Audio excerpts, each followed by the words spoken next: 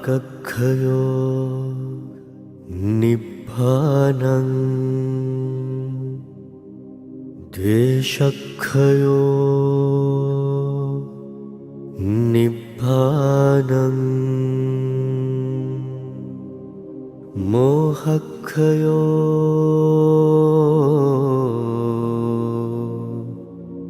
නිබ්බානං.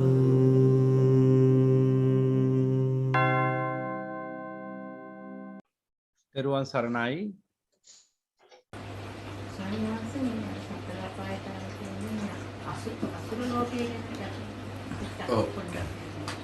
හොඳයි. අසුර ලෝකය. අසුර ලෝකය කියලා කියන්නේ දැන් මිනිස්සු අතර ඉන්නකොට අසුර සංකාරයක් තියෙනවා මෙන්න මෙහෙම. මේ අසුර සංකාරය කියලා කියන්නේ මෙන්න මේකයි. දැන් සමහර පව් තියෙනවා අපිට පැහැදිලිව පේනවා. පැහැදිලිව පේනවා ඒ පාපේ. දැන් අපි හිතමු සත්තු මරනවා. ඒක පාපයක් කියලා පේනවා. පැහැදිලිවම පේනවා. හැබැයි අපි හිතමු මෙහෙම සත්තුන්ව සුරතලයට ඇති කරනවා ගෙදර. උදාහරණයක් මාළු ටැංකිය. දැන් ඒක හරි ලස්සනයි. මානසික වෛද්‍යවරු මොකද්ද කියන්නේ? ආතතිය නැති කරගන්න මාළු ටැංකියක් දිහා බලන් ඉන්න කියලා. මාළුවට කතා කරන්න පුළුවන් නම් කියේ තොපි වගේ කාලකන් අපිව මේ වගේ අඩි 2ක විතර ටැංකියක හිර කරලා මහ සාගරයක ඉන්න අපිව ගෙනල්ලා මේ වගේ ටැංකියක හිර කරලා අපිට පුළුවන් තරම් ආතතිය තොපි දීලා තොපි අපි දිහා බලාගෙන තොපේ ආතතිය නැති කරගන්න හදනවා කියලා මිනිස්සුන්ට හොඳමකින් අහගන්න පුළුවන් මාළුන්ට කතා කරන්න පුළුවන් වුණා. අර මානසික වෛද්‍යවරයාට මානසික රෝගයකුත් තියෙන්න ඕන. ඒ වගේ මෝඩ කතාවක් කියන්නේ. අසරණ සත්තු ඔබම හිතලා බලන්න අත්තානම් උපමා කත්තා. තමන් උපමාවට ගන්න. තමන් මාළුවෙක් නා. තමන් ඉන්න ඕන මහ සාගරයක මහ ජලාශයක පීනන්න වරල් ලැබුණේ. අර පුංචි කූඩුවක පුංචි ටැංකියක හිර කරා. තටු ලැබුණේ පියාඹන්න කුරුල්ලන්ට. උන් අල්ලලා උන් අර පුංචි කූඩුවක හිර කළා. හිරගේක දැම්මා වගේ. තටුත් කපලා දානවා.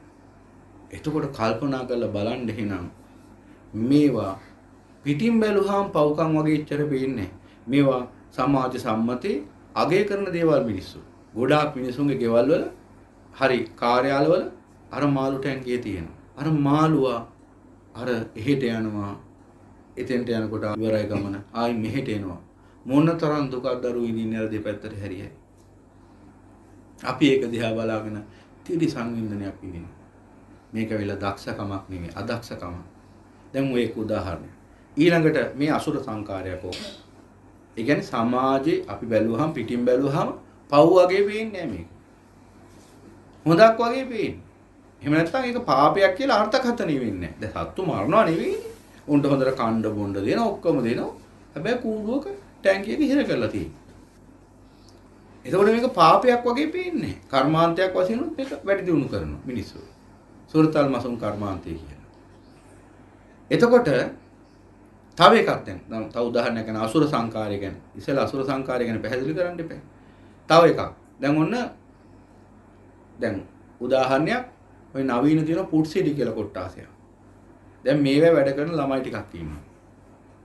නැති බැරි කමට ඇවිල්ලා වැඩ කරන අහිංසක ළමයි ගම්වල. රස්සාවක් නැති කමට. අඩු පඩියකට බන්ධව ගන්නවා. ඒ ළමයාට පොඩි වැටුපක් දීලා උදේ ඉඳලා රෑ වෙනකම් එක දිගට ශ්‍රමය හොරාගෙන කනවා. කොච්චර දන්නවද ශ්‍රමය හොරා කරගෙන කනවද කියනවනම් ඒ ළමයා හදිසියවත් ඉඳගනී කියලා.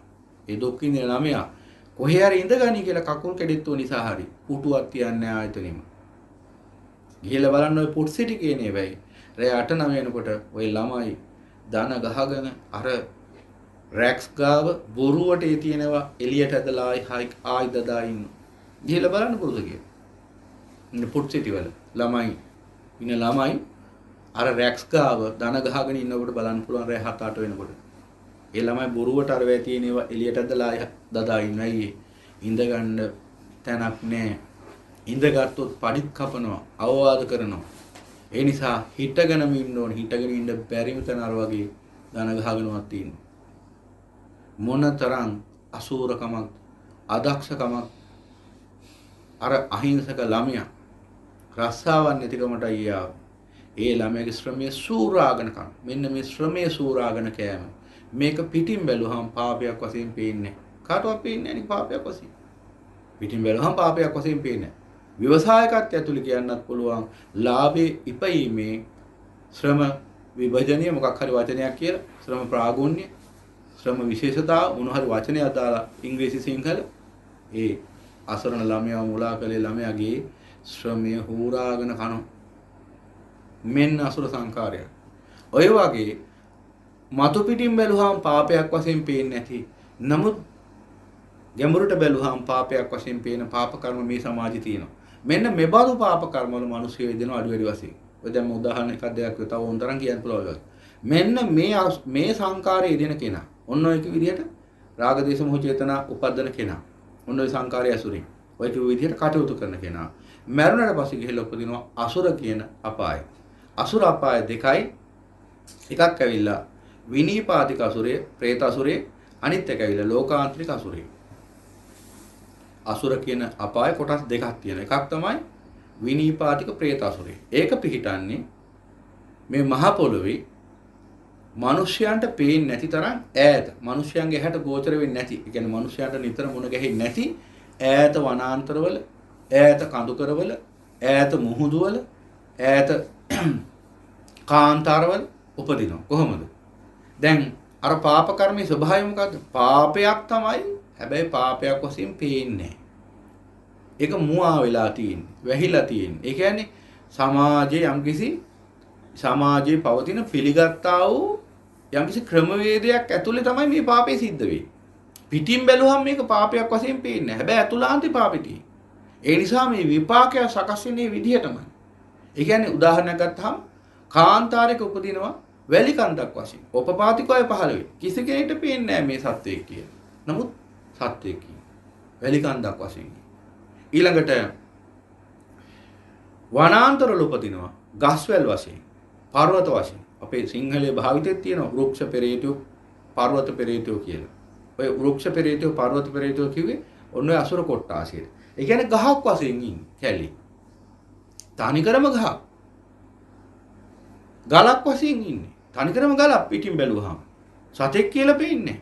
දැන් ගහක් වශයෙන් ඉන්නවා මෙහෙම අත් දෙකක් මේ අතුත් විහිදුවගෙන මෙහෙම. ගහක් වශයෙන්. දැන් කාටවත් පේන්නේ මේ අසුරෙක් කියලා. මේ සතෙක් ඉන්නේ කියලා. අහිංසක කුරුල්ලෝ එහෙම දන්නේ නැහැ නෙමෙයි. ගහක්මයි තනිකර.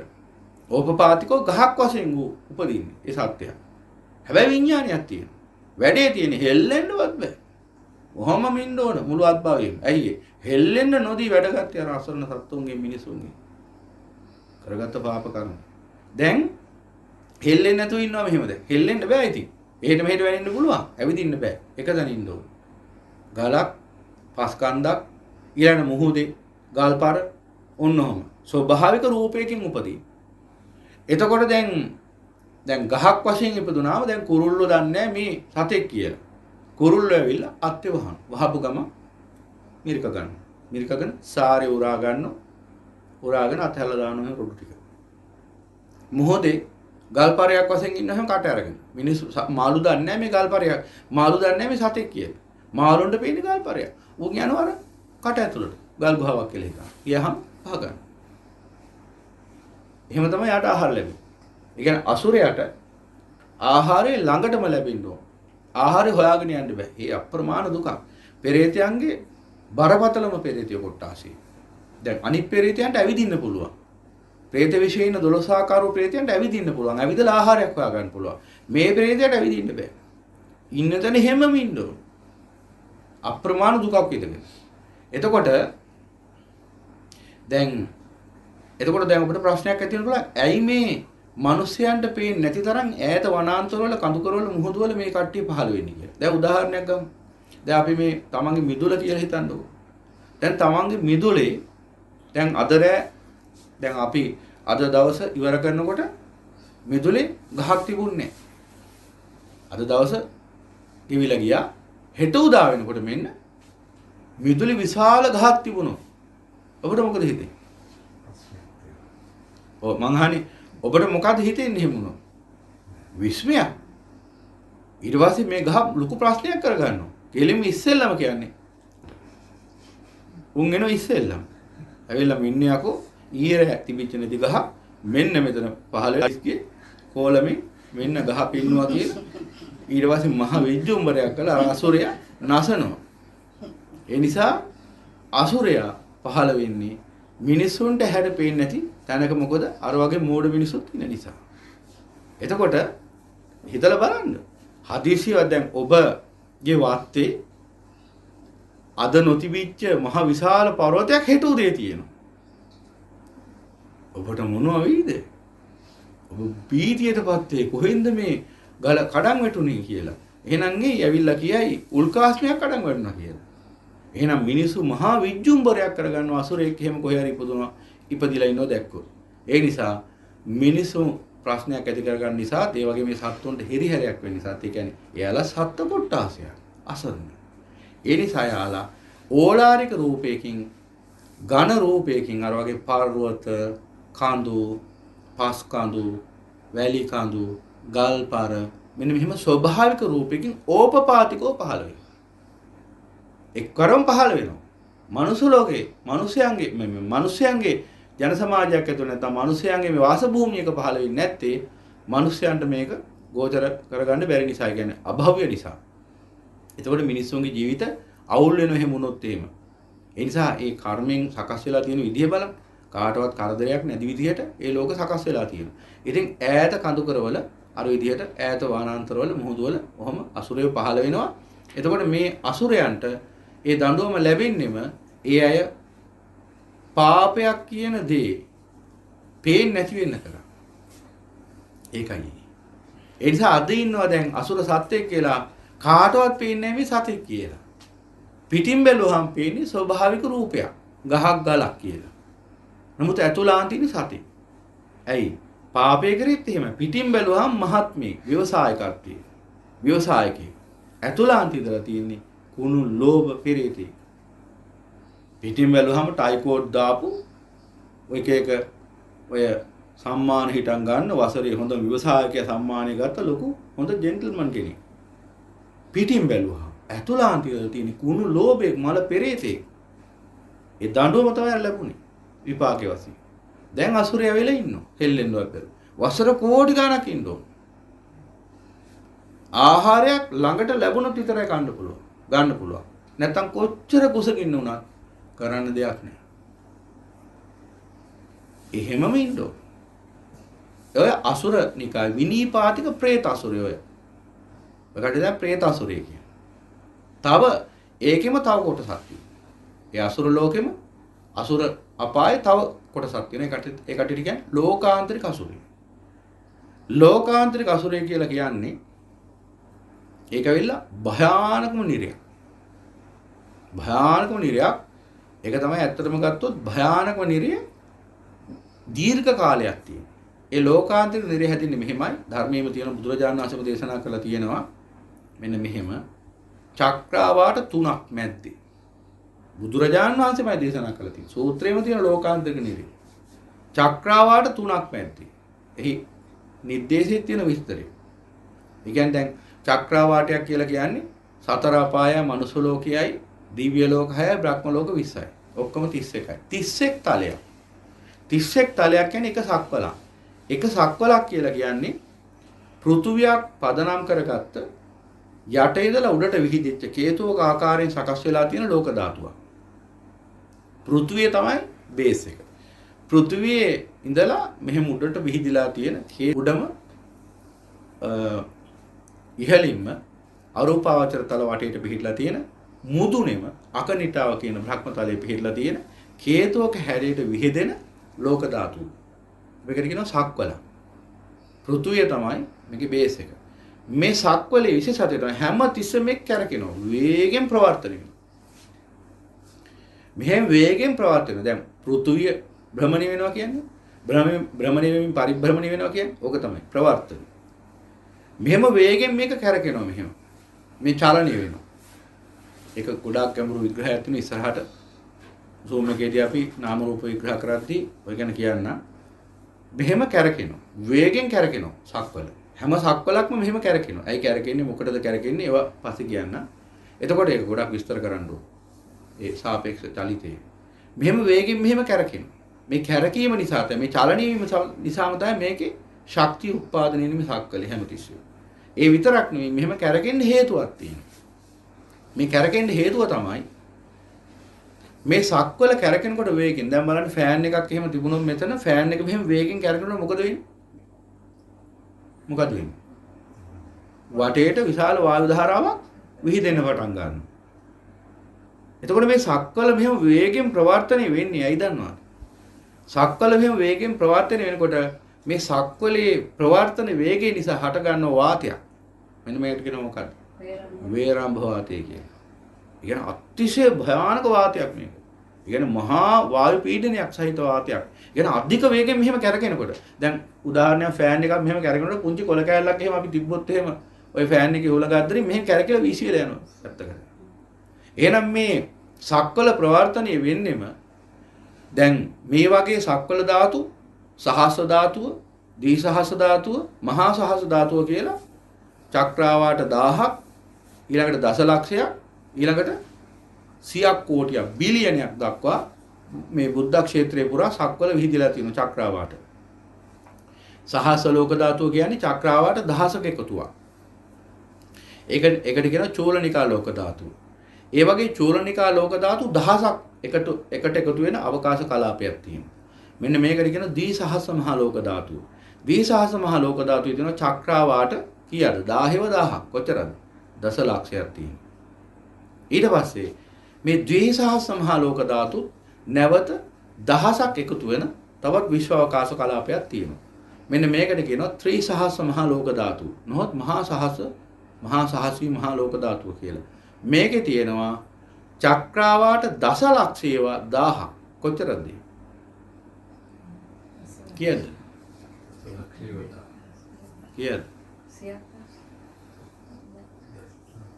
බිලියනයක්. කෝටි 100ක්. කෝටි 100ක් තියෙනවා. නේද? කෝටි 100ක්. නොහොත් 100ක් කෝටියක් සක්වල නොහොත් බිලියනයක් චක්‍රාවාට තියෙන අවකාශ කලාපයේ ත්‍රිසහස්‍රී මහා ලෝක ධාතුව. එතකොට එහෙනම් චක්‍රාවාට එච්චර ප්‍රමාණයක් තියෙන බුද්ධ ක්ෂේත්‍රය සම්මා සම්බුදු පියාණන් වහන්සේගේ ආඥා කලාපය තමයි ඔය 100ක් කෝටියක් සක්වල කියන්නේ. ඒ කියන්නේ සම්මා සම්බුදු පියාණන් වහන්සේගේ බුද්ධ බලය පැතිරෙනවා 100ක් කෝටියක් සක්වල පුරා. ඒ තරම් අසමසම බලයක් පිළිట్లా තියෙන්නේ සම්මා සම්බුදු පියාණන් වහන්සේ තුල. ඒ විස්තර කරන්න ගියොත් වෙනම ඒ ගැන විතරක් කියන්න පුළුවන්. එතකොට එහෙනම් මෙන්න මේ සක්වල ධාතු ඒවැය ආයු කාලය අනුව විනාශ වෙලා යනවා. වසර කෝටි ගානකට වතාවක් එකක් විනාශ වෙන්නේ. මෙහෙම විනාශ වුණාම ඒ විනාශ වෙච්ච පෘථුවිය දැන් අපේ වගේම හැම එකම පෘථුවියක් තියෙනවා. හැම එකේම ওই විදිහටම 31 තලයක් තියෙනවා. හැම සක්වලකම මෙහෙම 31 තලයක් තියෙනවා. හැම සක්වලකම පෘථුවියක් තියෙනවා. මේ පෘථුවි වල ආයු කාලය අවසන් වෙනවා. දැන් අපේ පෘථුවියේ ආයු කාලය මේ බුද්ධාන්තරයෙන් පස්සේ ඊළඟට කියන්නේ සම්මා සම්බුදු පියාණන් වහන්සේ අපේ මෛත්‍රී සම්මා සම්බුදු පියාණන් වහන්සේගේ ශාසනය පහළ වුණාට පස්සේ තවත් වසර කෝටි ගණන් ගියාට පස්සේ මේ සක්වලේ විනාශ කාලය ආරම්භ වෙනවා. සංවට්ට කියන කල්පේ. එතකොට මේ පෘථුවියේ සප්ත සූර්යෝද්ගමනයක් ඇති වෙලා, ඒ කියන්නේ හිරු 7 දිනකේ, සූර්යයන් 7 දිනකේ තාපය ඇති වෙලා, උෂ්ණත්වය උග්‍ර වෙලා, ඊට සියලු සතුන් මැරිලා, මේකේ තියෙන ඔක්කොම ජලය සිඳිලා, පෘථුවිය ගිනි අරගෙන දැවෙන්න එන කාලයක් වෙනවා ඉස්සරහට. එතකොට මෙහි ඉන්න ලෝක සත්‍යයන්ගෙන් පින් කරපු සත්‍යෝ ටික ආභාසර භක්ම ලෝකයට යනවා. මොකද ආභාසර භක්ම ලෝකයේ දක්වා තියෙන දිව්‍යත බ්‍රහ්මතල දක්වාම විනාශ වෙලා යනවා. සතර අපාය විනාශ වෙනවා, මනුස්ස ලෝක විනාශ වෙනවා, දිව්‍ය ලෝක 6 විනාශ වෙනවා. බ්‍රහ්ම පාරිසජ්‍ය, බ්‍රහ්ම පුරෝහිතය, මහා බ්‍රහ්මයේ අපමානභය, පරිත්තාභය, අපමාන සුභ, පරිත්තාභ සුභ කියන බ්‍රහ්මතල දක්වාම විනාශ වෙලා යනවා. ආභාසරේ විතරයි ඉතුරු. ආභාසරෙන් උඩට තියෙන බ්‍රහ්මතල ටික විතරයි ඉතුරු වෙන්නේ. එතකන් එතන ඉඳලා යටට තියෙච්ච ඔක්කොම ලෝක ටික විනාශ වෙලා යනවා. ඔය කල්ප විනාශය. තවත් එහාට ගියහම සංවත්සර කල්ප විනාශයක් කියලා ඉතුරු ටිකක් විනාශ වෙලා යනවා. ඒක ඉතින් වෙනම පස්සේ දේශනාවක විග්‍රහ කරන්නම් ඔය ඔක්කොම ටික. එතකොට මෙන්න මේ විදිහට සක්වල විනාශ වෙලා යනකොට අර පෘථුවිය පුපුරලා විනාශ වෙනවා. මොකද අවසානයේ මේක ගිනි ගන්නවා. ගිනි අරගෙන පුපුරලා විනාශ වෙනවා. ඒ ගිනි ගත්තාම පුපුරලා විනාශ වෙනකොට ඒ විනාශ වෙන කෑලි, ඒ පෘථුවියේ කෑලි අනිකෝ සක්වල වලට එනවා. බෝම්බ වලට වඩා අතිශය භයානකයි. විශාල පෘථුවි කොටස්නේ. ගිනි අරගනිමින් එන්නේ. මෙන්න මේන උල්කාශ්ම කියලා කියන්නේ මෙන්න මේන උල්කාශ්මාදී මෙන්න මේ ග්‍රාහක ගිනි ගන්නා වූ පොළොව ධාතුව කැඩිලා විනාශ වුණාම දැන් මෙතන බෝම්බයක් පිපුරුවාම මෙතන බෝම්බයක් පිපුරුවොත් වටේටම ගිහිල්ලා ගින්දර විසි වෙන්නේ මේ වගේ බෝම්බයක් වගේ ඇත්තනවා අරක පුපුරලා විනාශ වුණාම ඒ විහිදෙන විසිරෙන අර උල්කාශ්ම කැලේ අර පොළොව ධාතු කැලේ පෘථිවි ධාතු කැලේ අනිකෝ සක්වලට වේගෙන් ගිහිල්ලා වැදුනොත් ඒ සක්වල ඉන්න සත්වෝ ටික මැල්ල යනවා. දැන් අර එහෙම ගිනි ගන්නා වූ පෘථිවි ධාතු කොටසක් ඇවිල්ලා අපේ මේ පෘථිවියට ඇදගෙන වැටුනොත් කී දහහක් කී කෝටියක් මැරෙයිද? කොච්චර ලොකුයිද ඒවා? එතකොට මෙන්න මේ ව්‍යසනෙන් ගැලවෙන්න ස්වභාවයෙන් හැදලා තියෙන කර්මානුරූපව සකස් වෙලා තියෙන මේ සියල්ල. මෙන්න මේ ව්‍යසනෙන් ගැලවෙන්න අර විනාශ වන උල්කාශ්මවල විනාශ වන සක්වල ධාතු වල කොටස් ඇවිල්ලා අනිකෝ පෘථිවි වල ගැටෙන එක නවත්තන්න ඒ සක්වල ඇතුලේ සකස් වෙලා තියෙන ක්‍රමයේදයක්. ඒක තමයි මේ ප්‍රවර්තනය. අධික වේගෙන් මේක ප්‍රවර්තනය වෙමින් ගමන් කරනවා. ඒ නිසා එක ලක්ෂයක පිහිටන්නේ නැති නිසා අර වගේ විනාශයන්ගෙන් ගැලවෙනවා. එතකොට මේක හැමතිස්සෙම මෙහෙම ප්‍රවර්තනය වෙන නිසා වේරම්භ වාතය කියලා අධි වායු පීඩන කලාපයක් හට ගන්නවා පෘථිවිය වටේට. මේක කියන්නේ වේරම්භ වාතය කියලා. අතිශය භයානකයි මේ වාතය. කොච්චර භයානකයිද කියනවා නම් යම්කිසි වස්තුවක් මේ වායු පීඩන කලාපයට ඇතුළත් වුණොත් මේ වායුවේ තියෙන බරපතලකමයි මේ වායුවේ තියෙන වේගයයි නිසා මොකද වෙන්නේ? අර වස්තුව මෙහෙම කැරකෙමින් විනාශ වෙලා යනවා. ඒ කියන්නේ අර වේරම්භ වාතයට යමක් අහු වුණොත් මෙහෙම වේගෙන් ප්‍රවර්තනය වෙමින් ක්ෂය වෙලාම යනවා. අලු වෙලාම යනවා. ඇතුල් වෙන්න දෙන්නේ නැහැ. ඒකයි වේරම්භ වාතයෙන් කරන්නේ. පෘථුවියට පරිබාහිර වස්තුවකට ලේසියෙන් ඇතුල් වෙන්න දෙන්නේ නැහැ. මේ වේරම්භ වාතයෙන් තමයි මෙන්න මේ ග්‍රාහක කොටස විනාශ කරලා දාන්නේ. ඒක කැරකෙනවා වේගෙන් මෙහෙම වටේට. මේ සක්වල වටේට අතිශය වේගෙන් කැරකෙන මහා යොදුන් ගානක් විශාල වායු ධාරාවක් ගැන මේ කියන්නේ. ඒකට ඇතුල් වුණොත් ඕන වස්තුවක් සුන්නත් දෝලි වෙලා යනවා. කුඩු පට්ටම් වෙලා යනවා. දැන් අපේ මුගලන් මහරහතන් වහන්සේට සම්මා සම්බුදු පියාණන් වහන්සේ මේ වේරම්භ වාතය ගැන දේශනා කරනවා. ඒ නිසා මේ මුගලන් මේ 이르දිමත් කයෙන් මිස ඒ කියන්නේ මේ මනෝමය රූපී මනෝමය කයෙන් මිසක් මනෝකායෙන් මිසක් මේ ඕලාරික කරජ කයෙන් මේ වේරම්භ වාතය ඉක්මවන්න බෑ කියලා මුගලන් හාමුදුරන්ට සම්මා සම්බුදු පියාණන් වහන්සේ දේශනා කරා. මොකද්ද මුගලන් හාමුදුරන්ට හිතෙන්නේ? ඉහෙල බලන්න හිතෙනවා. අහලා තියෙනනේ කතාව. ගිහිල්ලා අන්තිමට වේරම්භ වාතය හිර වෙනවා. වේරම්භ වාතේ හිර වෙනවා. මම දැන් ඒක උත්තරේ දන්න නැති නෑ නිශ්ශබ්ද වෙන්න. මම ප්‍රශ්නයක් අහන්නම්. වේරම්භ වාතේ හිර වෙනවා මුගලන් හාමුදුරුවෝ කියන්නේ කොච්චර ඍද්ධිවන්තයෙක්ද කියනවනම් මහ පොළොව හොල්ලන්න පුළුවන් මාපට ඇඟිල්ලෙන්. මේ පෘථුවිය මහපට ඇඟිල්ලෙන් හොල්ලන්න පුළුවන් මුගලන් හාමුදුරුවන්ට වේරම්භ වාතේ නිදහස් වෙන්න බැරි වුණා අයියේ. පුළුවන් නම් කියන්න. එච්චර ඍද්ධිමත් මුගලන් හාමුදුරන්ට ඇයි බැරි වුණේ? වේරම්භ වාතය ඉක්මන. උන්වහන්සේට වේරම්භ වාතය මොකක්ද එහෙමනම්? ඒ තරම් ඍද්ධි බල තිබුණා. පෘථුවිය මහපට ඇඟිල්ලෙන් හොල්ලන්න පුළුවන් ඍද්ධිවන්තයන් වහන්සේට ඇයි වේරම්භ වාතයෙන් නිදහස් වෙන්න බැරි වුණේ? ඇයි වේරම්භ වාතය හිර වුණේ? බුදු පියාණන් වහන්සේ කරන්න එපා කිව්ව දෙයක් ඒක. ලෝකේ ඒක තමයි බුදුරජාණන් වහන්සේ එපා කියලා කිව්වේ උන්වහන්සේ සියල්ල දැක්ක නිසා. නමුත් මුගලන් හාමුදුරුවෝ කොහොම හරි ඒක තේරුම් ගන්න නැතුව ඒ වැඩේ කරලා අවසානයේ වේරම්භ වාතයට හිර වුණා. වේරම්භ වාතය හිර වෙලා හිටියා. අන්තිමට අසිරිමත් වූ මහා කාරුණික උතුමන් වහන්සේ තමයි ගාතාවක් කියලා මෙහෙම මුගලන් හාමුදුරුවන් අතට ගත්තේ. වඩම්ම ගත්තේ. එන අසමසම බුද්ධ බලය ඉස්සරහා මුළු විශ්වයම පරාදයි. ඔය වේරම්භ වාතවල මොනවද බුදුරජාණන් වහන්සේට.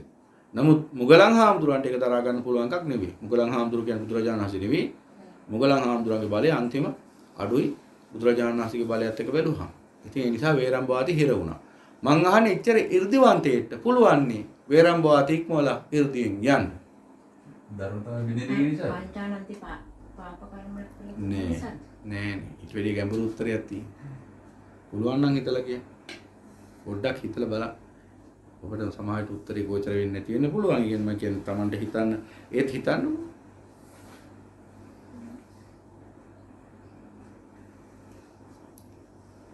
බුදුරජාණන් වහන්සේට විතරයි වේරම්භ වාතේ හරහා ඕලාරික කාර්යකයන් කියන්නේ මේ ඝනකයෙන් වඩින්න පුළුවන්. අසිරිමත් වූ සම්මා සම්බුදු පියාණන් වහන්සේට විතරයි වෙන කිසිම කෙනෙකුට බෑ. ඒකට විශේෂ හේතුවක් තියෙනවා. මොකක්ද හේතුව? දන්නවද? අර බුදුන් වහන්සේලා හරහා යන්න පුළුවන්. ඔව් ඒක තමයි. ඒ ඕනම ගමනක් උන්වහන්සේට වඩින්න පුළුවන් වෙන්නේ මේ මහා ඥානියක් හේතු කරගෙන. ඒකට කියන්නේ මේ අකුරු හතරගෙන වචනේ.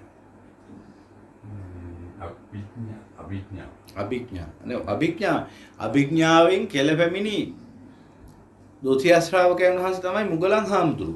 ඉහළම අභිඥාලාභී මහරහතන් වහන්සේ.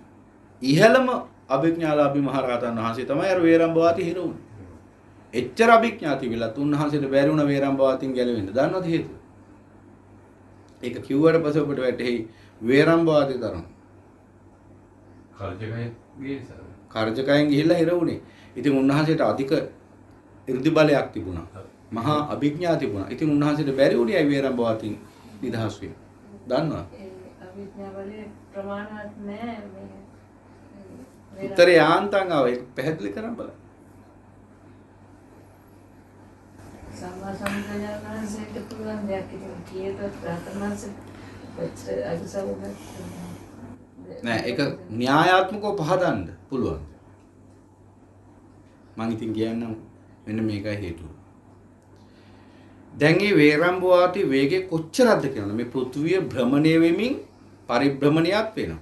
එතකොට මේ පෘථුවිය වටා මේ අධික මේ භ්‍රමණය නිසා මේ ප්‍රවර්තනය නිසා ක්‍රියා ප්‍රවර්තනය අපි භ්‍රමණය කියලා විද්‍යාව ප්‍රවර්තනය ධර්ම විද්‍යාවේ ප්‍රවර්තනය ඒ කියන්නේ ඒකාකාර වේගයකින් ප්‍රවර්තනය කරකින. මෙහෙම වර්තනය වෙන නිසා මේ කරගෙන නිසා ප්‍රවර්තනය කිව්වේ ඒක දිගින් දිගටම සිද්ධ වෙන නිසා.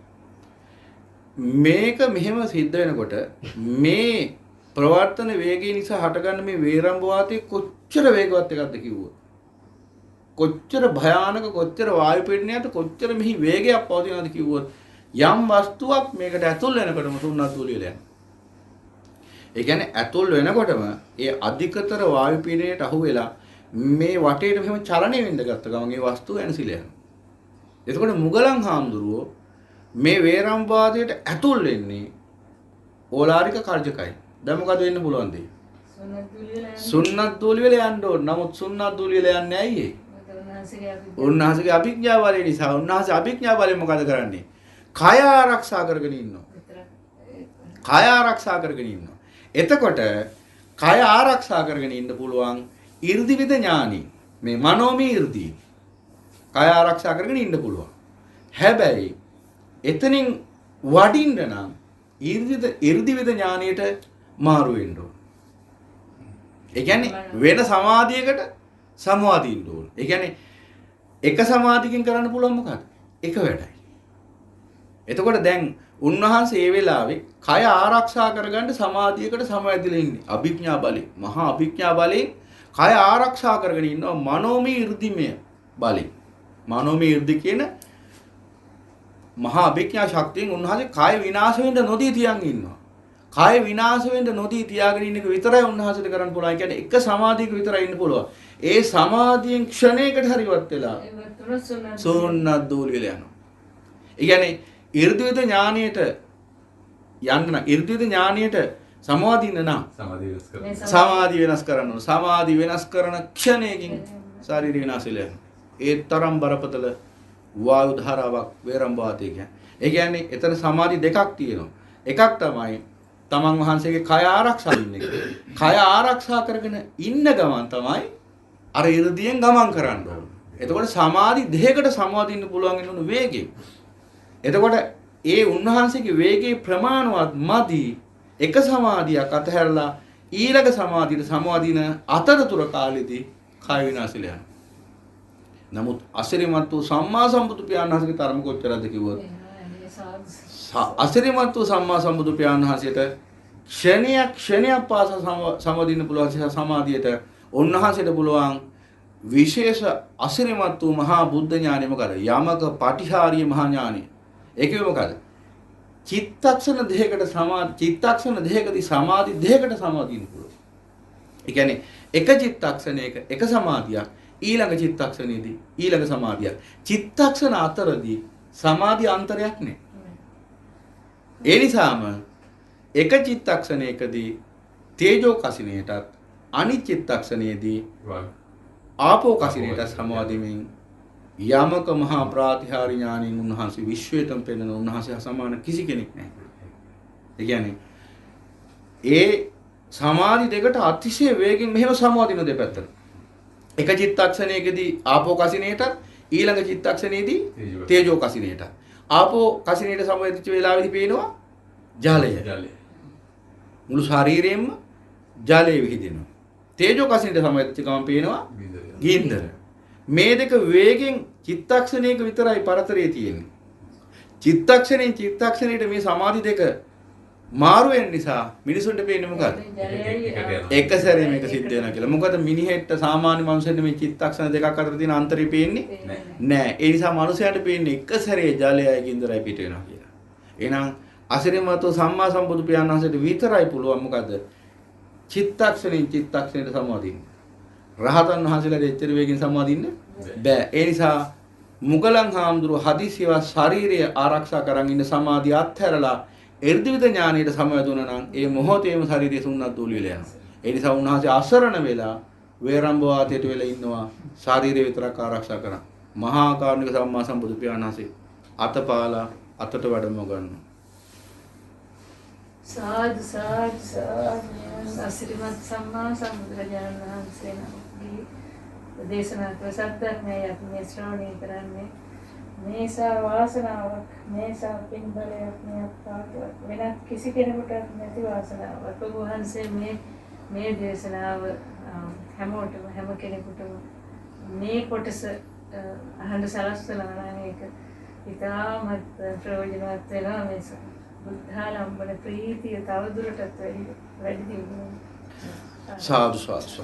එතකොට ඒ අසිරිමත් වූ සම්මා සම්බුදු පියාණන් වහන්සේට විතරයි එහෙනම් වේරම්භ වාතය හරහා ගමන් කරන්න පුළුවන්.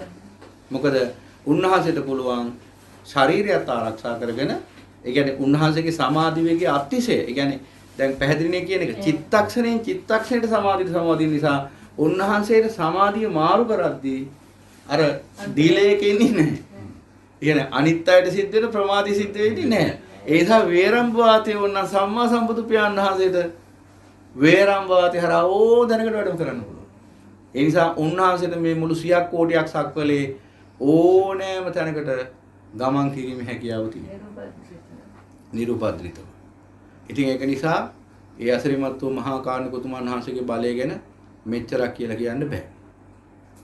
ඉතින් අපි මොකක් කියන්නද කියන්න ගියේ එකෙන් සෑහෙන දුර කතාව ගියා අසුර ලෝකේ. එතකොට මෙන්න මේ ප්‍රවර්තන මෙන්න මේ වේරම්භ වාතය තමයි මේ වේරම්භ වාතය මේ ප්‍රවර්තන නිසා හටගන්න මේ වාතු ධාරාව මොකද? වේරම්භ වාතය. මෙන්න මේ විදිහට සක්වල තුනක් ප්‍රවර්තන වෙනකොට තැන් තුනක එක ළඟ වෙන්න ඕන. සක්වල තුනක් මේ විදිහට ප්‍රවර්තනය වෙනකොට මේ තුනේම හටගන්නවා මොකද? වේරම්භ වාතය. මෙන්න මේ විදිහට තැන් තුනේම වේරම්භ වාතය හට ගන්නකොට ඒ කියන්නේ වායු සුළි තුනක් හට ගන්නකොට මැද හට ගන්නවා මොකද? වායු කුහරයක්. අධික වායු පීඩනයක් ඇති වායු කුහරයක් හට ගන්නවා. දැකලා තියෙනවා සුළි තියන තැන් වල කුහරයක් තියෙන්නේ. මෙන්න මේ විදිහට වායු සුළි තුනක් මෙහෙම කැරකෙනකොට මැද හට ගන්නවා මේ තුනේම ප්‍රවර්තන වේගය නිසා වායු කුහරයක්. මෙන්න මේ භයානක වායු කුහරයට කියනවා මොකද? ලෝකාන්තරික මහනිරය කියලා. එතකොට මේක ඉපදුනොත් බුදුරජාණන් වහන්සේ දේශනා කරන මෙන්න මේ වායු කුහරය ඉපදුනොත් මේ ලෝකාන්තරික නිරේ ඉපදුනොත් ඒ සත්වයට ඒ වායු කුහරය ඉපදිච්ච සත්වයට අධික සීතලක් තියෙනවා. මොකද ඉරහඳ තාරකාවල එළිය වැටෙන්නේ නැහැ මෙතෙන්ට. උණුසුමක් වැටෙන්නේ නැහැ. ඒ නිසා අධික අන්ධකාරයක් සහ අධික සීතලක් තියෙනවා. සම්මා සම්බුදු පියාණන් වහන්සේ දේශනා කරන මේ සක්වල ධාතුවේ මේ මහා සහස්‍ර ලෝක ධාතුවේ තියෙන අඳුරුම ස්ථානය මේ ලෝකාන්තරික නිරය නොහොත් මේ වායු කුහරේ මේ විශ්ව වායු කුහරේ. මේකෙත් උපදිනවා සත්‍යය. ඒකේ උපදින සත්‍යයන් තමයි ලෝකාන්තරික අසුරයෝ කියලා කියන්නේ. එහි පවතින අධිකතර සීතලක් සහ අධිකතර උණුසුම, අධිකතර පීඩනයක්. අධිකතර සීතලක්, අධිකතර අන්ධකාරයක්, අධිකතර පීඩනයක්. මේ අප්‍රමාණ දුක මැද සත්‍යෝ වසර කෝටි ගණන් निराහාරව ඉන්නවා. ඒ ලෝකාන්තරික නිරේ ඉන්න සත්‍යෝ. එතන විශේෂයෙන්ම උපදින්න හේතුව තමයි මිත්‍යා දෘෂ්ටිය. දස වස්තුක මිත්‍යා දෘෂ්ටිය. ඒ කියන්නේ කර්මය, කර්ම ඵල විපාක පිළිගන්නේ නැති මහා මිත්‍යා අන්ධකාරය. මෙන්න මේ මිත්‍යා අන්ධකාරය ඉන්න සත්‍යය මරණයට පස්සේ බොහෝ විට උපදින්නේ මෙන්න මේ ලෝකාන්තරික නිරේ කියලා සම්මා සම්බුදු පියාණන් වහන්සේ දේශනා කරනවා. එහෙනම් භයානක තැන, අතිශය භයානකයි. එහි තමයි මේ ඔබගෙන් කවුරු ඇහුවත් ඔබ බය නැතුව කියන්නේ අපායන්ගෙන් වැඩිම කාලයක් ආයු කාලය තියෙන අපාය. දැන් මේ සක්වල ඇතුලේ පිහිටපු නිරවලින් වැඩිම ආයු කාලයක් තියෙන්නේ අවීචි මහ නිරේ. අන්තකල්පයකයි උපරිම. මේ නිරේ පිහිටලා තියෙන සක්වලෙන් පිට. ඒ නිසා මේ නිරේ උපදිනවා ඒ සක්වල තුනේම ඉන්න අරපව්කාරයෝ ටික. ඒ සක්වල තුනේම ඉන්න ලොකුම මිත්‍යා දෘෂ්ටිකයෝ ටික උපදින්නේ මෙන්න මේ වායු කුහරෙන් හොත් ලෝකාන්තරික නිරේ. එතකොට මේක ඉපදුනහම වසර ඉන්න වෙන වසර කෝටි ගණන් මහා කල්ප ගණන් ඉන්න වෙනවා. මහා කල්ප ගණනක් සමහරට ඉන්න වෙනවා. ඒ කියන්නේ ඒ තරම් කාලයක් මෙහි ආයු කල්පේ ආයු තියෙන සමහරට මහා කල්ප එකක් වෙන්නත් පුළුවන්. ඊට වඩා දෙකක් වෙන්නත් පුළුවන්. මොකද එක සක්වලක් ඔතනින් ඔය සක්වල තුනෙන් එකක් විනාශ වුණොත් ඔය වායු කුහරේ යම්කිසි වෙනසක් ඇති වෙනවා. එහෙම නොවුනොත් ඔය සක්වල තුන ඔහොම තියෙනකම් මහා කල්ප ගානක් නමුත් ඔතන ඉඳ වෙනවා දුක් විඳගෙන. එහෙනම් ඒකට කියනවා ලෝකාන්තරික අසුරය.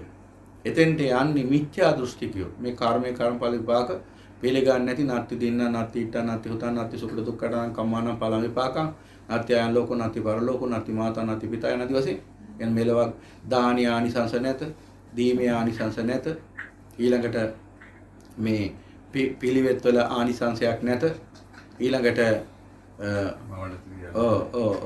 ඊළඟට මේ සැප දුක කර්ම විපාක, සැප දුක ඇති කරන කර්ම විපාක කියලා කොටාසයක් නැත, මෙලවක් නැත, පරලොවක් නැත, මවක් නැත, පියෙක් නැත යන ආදි වශයෙන් මේ සියල්ල නැත මෙලවක්. ඊළඟට මේ සත්‍ය අවබෝධ කරගත්තා වූ ශ්‍රමණ බ්‍රාහ්මණයන් මෙලව ශ්‍රමණ බ්‍රාහ්මණයන් නැත යන ආදි වශයෙන් මෙහෙම දසවස්තුක මිත්‍යා දෘෂ්ටියක් තියෙනවා. 10ක්ම නැහැ කියන, ඔක්කොම නැහැ කියන. කර්මයේ කර්මඵල සුද්ධ සිංහලෙන් කිව්වොත්, කෙටියම කිව්වොත් කර්මයේ කර්මඵල විපාක විශ්වාස කරන්නේ නැතිකම. මෙන්න මේ කර්මයේ කර්මඵල විපාක විශ්වාස කරන්නේ නැති මේ අසත්පුරුෂ සත්‍යය ගිහිල්ලා උපදිනවා ඔන්න ඔය කියන ලෝකාන්තරික නිරේ. එතන උපදින්නත් හේතුව තමයි විශේෂයෙන්ම ලෝකාන්තරික නිරේට යන්නේ මෙන්න මේ වගේ අය. සම්මා සම්බුදු පියාණන් වහන්සේගේ ශාසනය ලෝකේ පවතින කාලයක මේ සියලු අන්ධකාරයන් දුරු කරගන්න පුළුවන් සද්ධර්මයේ අසමසම ආලෝකයේ පතිත වෙලා තියෙන මොහොතක ඇස් වහගෙන අන්ධයෙක් වශයෙන් ජීවත් වෙන මිනිස්සු ටිකක් ඉන්නවා මේ ලෝකේ. ඒ කියන්නේ දැන් අපි රැයට කළුවරේ ගමනක් යනවා. රැයට කළුවරේ ගමනක් යනවා ආලෝකයක් නැතුව. කිසිම ආලෝකයක් නැතුව. ඝන කළුවරේ අමාවක පොය දවසක් කියමු. ඝන කළුවරේ අමාවක පොය දවසක අපි ගමනක් යනවා. කිසිම ආලෝකයක් අපේ අතේ නැහැ. එහෙනම් එදාට අපි අන්ධයෙක්. මේ මහා ඝන කළුවර ඇතුලේ අපි අන්ධයෙක්. අන්ධකාරය කිව්වේ ඒකයි. අන්ධකාරය අන්ධ කෙනාගේ ඇස් පේන්නේ නැති කෙනාගේ කාර්යය කිව්වේ ක්‍රියාව. අන්ධකාරය කිව්වේ ඒකයි. ඒ කිව්වේ අන්ධයෙක් වශයෙන් ක්‍රියා කරන්න වෙනවා කියන එක. අන්ධකාරය කියන එකේ තේරුම. එතකොට කොහොමද කටයුතු කරන්න වෙන්නේ? මහා ඝන කළුවරක අමාවක පොයේ දවසක කිසිම ආලෝකයක් නැතුව යම්කිසි ගමනක් බිමනක් යනවනම් මහා ඝන කළුවරක් ඇතුලේ මොන හරි අපිට අවශ්‍ය දෙයක් හොයනවා. උදාහරණයක් යතුරු වැටුණා දැන් බිම. මහා ඝන කළුවරක් ඇතුලේ කොහොමද හොයන්න වෙන්නේ? එන්න මෙහෙම හොයන්න වෙන්නේ. නේ? අර අන්ධ මිනිසෙක් කරන වැඩි අන්ධකාරය කිව්වේ ඒකයි. අතපත ගග හොයන්න වෙන්නේ. එතකොට ඒක සාධාරණයි කළුවර ඇතුලේදී. කළුවර ඇතුලේදී ඇස් තිබුණත් වැඩක් නැහැ ආලෝකය නැති නිසා. එතකොට අන්ධේ. එතකොට ඊට පහුවෙන්දා ඉර පායනවා දැන්. ඉර පායන දැන් හිරු මඩල දිදුලනවා දැන්. හැමතැනම ආලෝකෙ විහිදිලා. දැනුත් අර හිස්පිනිහා ඇස් දෙක වහගෙන මෙහෙම අර යතුරු හොයනවා. මොන වගේ මිනිහෙක්ද? ඒ කියන්නේ දැන් රෑ නම් යතුරු හොයාගන්න බැරි වුණේ ඇස් තිබුණා ආලෝකය තිබිච්ච නැති නිසා. දැන් දවල් ආලෝකයක් තියෙනවා ඇසුත් තියෙනවා. දැන් මේ මිනිහා මොකද කරන්නේ? දැන් ඇස් දෙක වහගෙන අර යතුරු හොයනවා අර විදිහට. පොළොව අත ගගා. ඒ වගේ මේ සංසාරේ අනන්ත කාලෙක ඉඳලා සම්මා සම්බුදු පියාණන් වහන්සේගේ ශ්‍රී සද්ධර්මයේ කියන ආලෝකය නැතිකමින් ප්‍රඥාව තිබුණා. ඇස් තිබුණා. අන්ධකාරයෙන් සිද්ධ වුණා අපට. ඇති හරියට අර අමාවක පොය දවසේ කළුවරේ ගිය ගමන වගේ. ඇස් තිබුණට වැඩන්නේ ආලෝකයනේ. එතකොටත් අන්ධේ. එතකොට එහෙනම් කොච්චර සංසාරේ ප්‍රඥාව තිබුණත් ඒ අත්භවයන් කී. සම්මා සම්බුදු පියාණන් වහන්සේගේ ශ්‍රී සද්ධර්මයේ නැමැති ආලෝකයේ පතිතුන් නැත්තම් එහෙනම් ඒ ඇස් දෙකෙන් ප්‍රයෝජනයක් ගන්න බෑ එදාට. එතකොට සිද්ධ වුණේ. ඒ කියන්නේ ප්‍රඥාව තිබුණට ශ්‍රී සද්ධර්මයේ නැමැති ආලෝකයේ පතිතුන් නැති නිසා එදාට සංසාරේ මොකද කරේ? අන්ධකාරය තමයි ඇවිද්දේ. මිනිස්සු වෙලා දෙවියෝ වෙලා බ්‍රහ්මිය වෙලා අන්දොරේ අතපත ගෑවේ ආස්වාදී. සැපයි කියලා හිතාගෙන. ඊට පස්සේ ඔහොම ඇවිල්ලා යම් කාලයක උත්තරීතර මනුෂ්‍ය භාවයක් ලැබෙනවා. දුර්ලභංච මනුස්සත්තම් බුද්ධෝත්පාදෝච දුර්ලභෝ දුර්ලභහකන සම්පatti සද්ධම්ම පරම දුර්ලභෝ කියව කාරණා හතර. දුර්ලභ මනුෂ්‍ය ජීවිතයක්, බුද්ධෝත්පාද කාලයක්, දුර්ලභ බුද්ධෝත්පාද කාලයක්, ඊළඟට බණහල අවබෝධ කරගන්න පුළුවන් ඥාන ශක්තියක් සහිත ත්‍රි හේතුක ප්‍රතිසන්දියක් සහිත මිනිසෙක් කියලා උපදින ශ්‍රේ සද්ධර්මයේ පවතින කාලයක අවකාශයක. එතකොට ඒ ධර්මය අවබෝධ කරගන්න සුදුසු ප්‍රඥාවක් ඇති ඇස්කන්නාස හොඳට ක්‍රියාත්මක වන නිරෝගී ප්‍රඥාවන්ත මිනිසෙක් වෙලා ධර්මයේ පවතින දීපයක දේශයක කුලයක මවක් ඇසුරින් උපදින.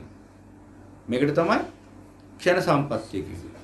ඊට පස්සේ සද්ධම්මෝ පරම දුර්ලභ පරම දුර්ලභ සද්ධර්මයට ඇහෙන කලාපයක ඉපදලා තියෙන සද්ධර්මයට ඇහෙන මේ ඒ රට ඒ සුවිශිෂ්ට රට.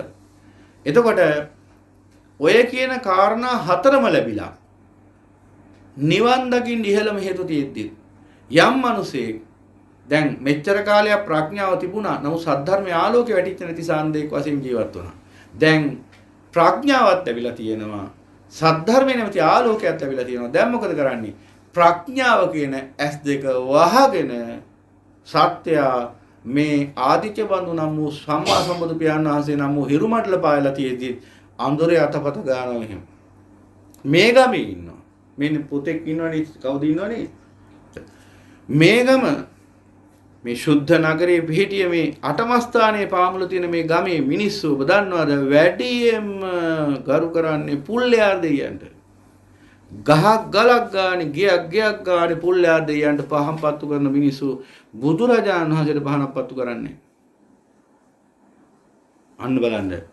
ඇහත් ලැබිලා ආලෝකයක් ලැබිලා අන්ධෙක් වෙච්ච ආකාරය. මේ ශුද්ධ නගරින් ඉඳගෙන උන්වගේ දවල් ප්‍රයිවට් වලේ දවල් ආරියටම රැවට්නු වලින් දවල් වැටෙනවා කියන ඔන්න ඕකටයි. එතකොට බලන්න එහෙනම් අන්න අන්ධකාරය. අන්න අන්ධකාරේ ඉන්නෝ දැන් කොහොමද? ඇස් දෙක වහගෙන. දැන් ප්‍රඥාවක් තියෙනවා. ශ්‍රී සද්ධර්මයේ නැමැති ආලෝකයක් වැටිලා දැන් මොකද කරේ? ඇස් දෙක වහගත්තා. හරියට අර දවල් දැන් ඇස් දෙකක් තියෙනවා හොඳට පේනවා. ඉරේලියත් පායලා තියෙනවා. දැන් ඇස් දෙක වහගෙන දවල්ටත් අනේ මේ අන්ධයාට පිට වෙන්න කෙනෙක් නැද්දෝ කියන්නේ. එතකොට මෙන්න මේ මිනිස්සු ඔන්න ඔය කිව්ව තැන ඉන්නේ. එහෙනම් ඔන්න ඔය පුද්ගලයා ගිහිල්ලා උපදින්නේ ලෝකාන්තික නිරේ. ඒ කියන්නේ ඇහත් ලැබිලා තියෙද්දි ආලෝකයක් ලැබිලා තියෙද්දි අන්ධෙක් වගේ ජීවත් වෙච්ච ඒ පාපතර දුෂ්ට අසත්පුරුෂයාට ලැබෙනවා කර්මයෙන් ලැබෙන්න ඕන ඉහළම දඬුවම. මොකද්ද?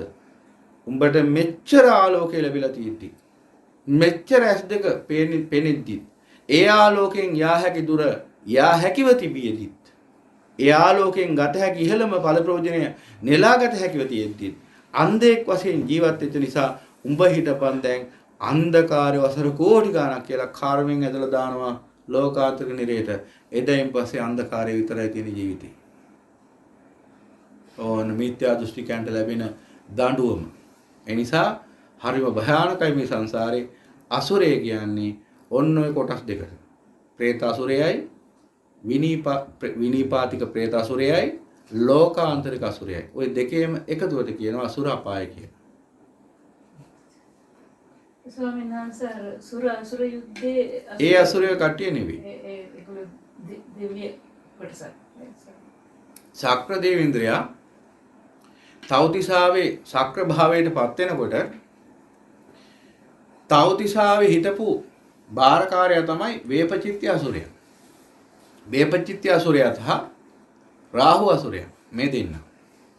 මේ දෙන්න තමයි එතකොට ඒ දිව්‍ය තලයේ බාරගෙන ඉඳලා තියෙන්නේ. එතකොට ශක්‍ර දේවේන්ද්‍රයා ශක්‍ර භාවයට පත් වීම සතුටු ශක්‍ර දේවේන්ද්‍රයා ශක්‍ර භාවයට පත් වුණාට පස්සේ ඒ සතුට සමරන්න තවතිසාවේ පාටියක් තියෙනවා. තවතිසාවේ හොඳ පාටියක් තියෙන්න ඇති නේද? ඒ පාටියේදී මෙහෙ වගේම ඒ තවතිසාවේ තියෙච්ච පාටියේදී දෙවිවරු මත්පැන් බීලා මද්ද්‍රව්‍ය අරගෙන හැසිරෙනවා මදේ ඇවිසිලා. මෙන්න මේ විදිහට අවසීයෙන් එදා මත්පැන් බීලා හැසිරිච්ච අසුරයෝ දෙන්න තමයි වේපචිත්ති රාහුයි කියන්නේ. ඒ දෙන්නගේ සේනාවයි. ශක්‍ර දේවේන්ද්‍රය අතිශය බලවත් දෙවි කෙනෙක්. ශක්‍ර දේවේන්ද්‍රයාට මේ දෙවිවරු ගැන ඇතිවෙච්ච අපහැදීම නිසා වේපචිත්ති අසුරයයි රාහු අසුරයයි කියන්නේ තවතිසා දෙවිවරු දෙන්නේ. ඒ දෙන්න ගැන ඇතිවෙච්ච අපහැදීම නිසා ඒ දෙන්නගේ සේනාවයි ශක්‍ර දේවේන්ද්‍රයාගේ බලහත් කියන ශක්‍ර දේවේන්ද්‍රයාගේ බලෙන් මේ දෙන්නගේ පිරිවරයි අත්අඩංගුවට අරගෙන අරන් ඇවිල්ලා මනුෂ්‍ය ලෝකේ පාතාලයට හෙලනවා. ඒ කිව්වේ මුහුදට දාන්න. අදටත් තියෙන වේපචිත්‍ය අසුරයයි රාහු අසුරයයි මුහුද මැද. මුහුද ඇසුරු කරගෙන ඉන්නේ. මෙන්න මේ අයගේ දේව කොට්ටාසේ පස්සේ කාලේ ඒ අයගේ දේව සහභාගීට තමයි අසුර දේව අසුරය කියලා කියන්නේ. ඒ අසුර කියන්නේ දෙවිවරු කොට්ටාසය. ඒ කටිය දෙවිවරු දේව අසුරය. പ്രേත අසුරයයි දේව අසුරයයි කියන්නේ දෙකක්. එහෙනම් ඒ අයටත් අසුරයෝ කියන්නේ හැබැයි අය සතර පායට අයිතිය නෙවෙයි. ඒ අය දෙවිවරු කොට්ටාසය. රාහු කියන්නේ මහා බලවත් දෙවි කෙනෙක්. ඒ වගේම වේපචිත්ති කියන්නේ මහා බලවත් දෙවි කෙනෙක්. මෙන්න මේ දැන් ඔය අයගේ සුර අසුර යුද්ධයේ ඔය අසුරයෝයි ඔය වේපචිත්ති අසුරයයි රාහු අසුරයයි කියන මෙන්න මේ අසුර දෙන්නගේ නායකත්වයෙන් මහා අසුර සේනාවකුයි ශක්‍ර දේවේන්ද්‍රයාගේ සංවිධානත්වයෙන් මහා සුර සේනාවකුයි එකතු වෙලා මහා යුද්ධයක් කරන වෙලාවේ සම්මා සම්බුදු පියාණන් වහන්සේ අර දේශනා කරන්නේ මේ යුද්ධ කරන වෙලාවේ ශක්‍ර දේවේන්ද්‍රයා තමන්ගේ සේනාපතිවරුන්ට දෙනවා උපදේශයක්. මොකද්ද? බයක්, ලොමු දැහැගැන්වීමක්, තැතිගැන්මක් ඇති වුණොත් මගේ මේ කොඩිය දිහා බලන්න අහවල් දෙවියන්ගේ කොඩිය දිහා බලන්න ඔහොම කියලා කියනවා. අසිරිමත් වූ භාග්‍යවතුන් වහන්සේ මොකද කියන්නේ? ශක්‍ර දේවේන්ද්‍රයාගේ කොඩිය බලලා මොනව කරන්නද? බයෙන් පලා යන ඔය ශක්‍ර දේවේන්ද්‍රයාගේ කොඩිය බැලුවට බය පහ වෙන්නේ මහාන තැතිගැන්මක් ලොමු දැහැගැන්වීමක් ඇති වුණොත් යමෙක් සිහි කරන්න ඕන මොකද්ද? බුද්ධ ධම්ම සංඝ ත්‍රිවිධ රත්නයේ අනන්ත ගුණයයි කියලා. ඕකෙන් තමයි අපේ ලංකාවේ මිනිසයන්ට ඔය හොල්මන භයක් ඇති වුණොත් එහෙම ඉතිපිසව භගවරහන් සම්මා සම්බුද්ධෝ කියලා ඔය සිහි කරන්න පටන් ගත්තේ. රජාග්ග සූත්‍රයේ. අර මේ සුනාමි වෙලාවේ එක අම්මා කෙනෙකුයි දුවෙකුයි එළිලා හිටියලු දුවට මේ දැන් දරාගෙන ඉන්න බැහැලු ප්‍රෙග්නන්ට් මේ බබෙක් හම්බෙන්නේ අම්මා කොළ දුවේ ඉතිරිසෝ ගාතාව කියපන් කියලා අම්මයි දුවේ ඉතිරිසෝ ගාතාව කියේ හිටියලු මේ බේරුණා. අනිවාර්යයෙන් ඕනම අනුතරක් වෙලාවකදී අති උත්තරීතර බුද්ධ ධම්ම සංඝ ත්‍රිවිධ රත්න ගුණේ සිහි කරගත්ත ගමන් ඒ අනුතර පහ වෙලා යනවා. වේපචිත්ති රාහු ඒ දෙන්නටම බණ කියනවා.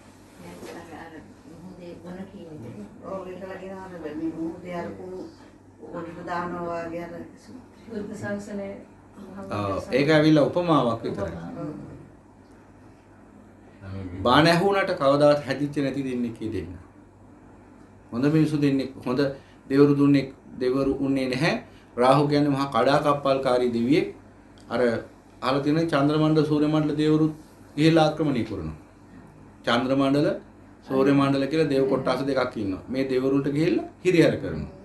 ඊට පස්සේ ඒ දෙවරු මොකද කරන්නේ? නමෝ තේ බුද්ධ වීරත්තු විප්පමුත්තෝසි සබ්බදී සම්බාධහ පටිපන්නෝස්මින් තස්ස මේ සරණම් භවාති කිව්වහම අසුරයට රාහු අසුරයට යන එනමං හොයාගන්න බැරි වෙනවා. හිස හැරුණු අති දුවන්න පටන් ගන්නවා. පිරිත් පොතේ දෙන ඡන්ද පිරිත් සූරී පිරිත්. ඔය ගාතාව සිහි කරපු ගමන් රාහු අසුරයා වෙවුලන්න පටන් ගන්නවා. මොකද ඒ බුදුරජාණන් වහන්සේගේ ගුණයයි සිහි කරේ ඒ චන්ද්‍ර මණ්ඩල දේව මණ්ඩල දෙවරු. ඒ වෙලාවේ තවදුරටත් බුදුරජාණන් වහන්සේගේ අනන්ත ගුණය සිහි කරද්දී තවදුරටත් ඒ දෙවරුන්ට හදිසියවත් රාහු අපලෝපයක් කරා නම් ඒ කියන්නේ රාහු තවදුරටත් හිරියර කරා නම් රාහු අසුරේන්ද්‍රයාගේ හිස හක් කඩකට පැල්ල යනවා. ඒ නිසා නමෝ තේ බුද්ධ වීරත්වෝ කියනකොටම රාහු අතුරුදහන්. ස්වාමීන් වහන්සේ ඒ බුද්ධ ශක්තිය ඒ අරන් බලන්න ඕන. ඒක අත්දැකීම මිසක් මේ ඒක ප්‍රතිඵල මෙහෙම කරද්දී පැය 20ක් ෂණේකීතිය. ඒක මේ අත්දැකීන්නේ නැහැ මොකද නා. ඒක අත්දකින්න බැරි වෙන්නේ මිනිසුන්ට ධර්මෙ පිහිටන්නේ නැති නිසා. ධර්මෙ පිහිටාගෙන ඉන්න අයට මේ අනන්ත බුදු ගුණ ධම්ම ගුණ සංඝ ගුණ කියන්නේ මුළු ජීවිතේ පුරාම දැනෙන ආශ්චර්යයක්. ඒ කියන්නේ ඒ ආශ්චර්ය අත්දකින්න බුද්ධ ශ්‍රාවකයෝ. විශ්මය ජනකයි බුදු ගුණ ධම්ම ගුණ සංඝ ගුණ. වෙලා කියලා